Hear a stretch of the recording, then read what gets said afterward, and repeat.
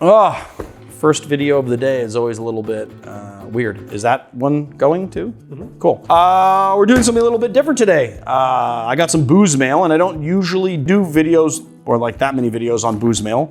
But we got this very special bottle from Cazcanes, and I'm very excited to tell you all about it. I feel like we should open it up and show the bottle first. I really love this packaging. Kind of reminds me, putting in packaging in a like a bunch of different cardboard pieces, kind of reminds me of hiding a bottle in a book. Like there's gonna be a cutout with the bottle in it, and I think that's cool. Hiding Grandpappy's old cough medicine in the Bible, you know what I mean? Look at that. Pretty cool, I like this. So I've been awaiting this bottle. Well, I didn't know that I was gonna get it. Actually, I saw my friend Carl get this bottle like a couple of days before it arrived to me. And I was so jealous. I was like, oh my God, why didn't they send me that bottle? I really want it. It's the Nuestras Raices from Cazcanes. A few months ago, I was fortunate enough to be invited down to Guadalajara by Cazcanes to take a look at production and of course, visit some bars in Guadalajara as we always do when we go to Mexico. This is a trip that I was really looking forward to because Cazcanes has been a favorite tequila of mine for quite some time. I've really been following them and they were actually one of the very first brands that I became aware of when we started talking about,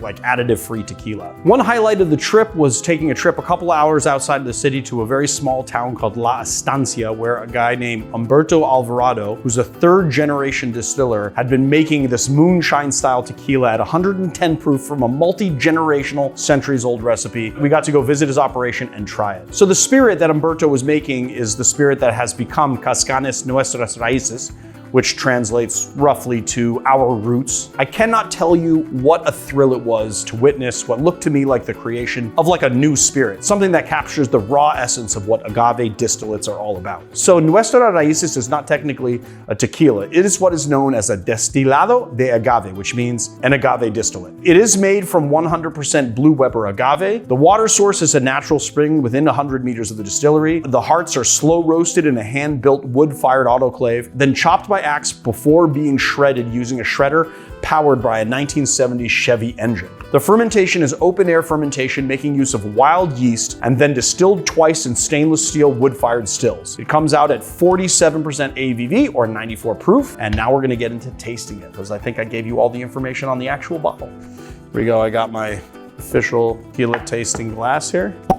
Ooh, wow, on the nose you get like that bright minerality, a little like salt, kind of like a green vegetal kind of nose, like unripe, like fresh agave. You know, there was this flavor profile that I always kind of struggled with because I had no reference point for it when tasting tequila. It was like this cooked or sweet style flavor. And what that flavor is the cooked agave. So when I was at Cazcanes, they gave me a little piece of like cooked piña, like agave plant that had been like caramelized. And it's really, really sweet. You get all these like nice dark sugars that come out of it and has this really particular taste. And that is what I am tasting in tequila a lot of the time.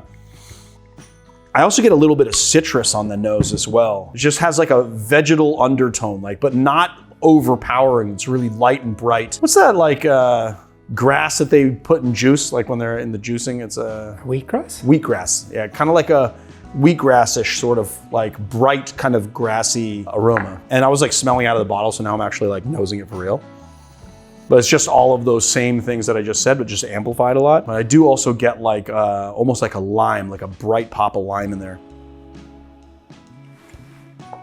Oh man, it is so good. It's bright, so there's a little salinity in there. You get that like vegetal kind of grassiness. It almost kind of reminds me a little bit of rum agricole in that like kind of grassy, kind of funky flavor. But then you get that cooked agave. You get a little bit of this kind of dark sugar on the back end. For anybody who says that just like blanco tequilas are only for cocktails and not for sipping, I gotta say, out of all of the blancos that I have been tasting this month, every single one of them have been great sipping tequila. And sometimes I actually prefer that. Sometimes I like to not have the, overabundance of like wood notes inside the tequila. Because even though the wood sort of adds and then also amplifies flavors of caramel and vanilla and these, and gives it like this kind of oaky complexity to it. The bright just distillate on its own, it doesn't even need that aging. It really is so freaking good, so freaking sippable. And what's really nice about this is that a lot of times when you have a distillate that's under 100 proof, you can really feel the water in there there, and it's really tamping down on a lot of the aroma and a lot of the flavor. And it's not so with this. That's why I like to drink overproof spirits. This is really, really close to 100 proof. You do feel the water in it, but it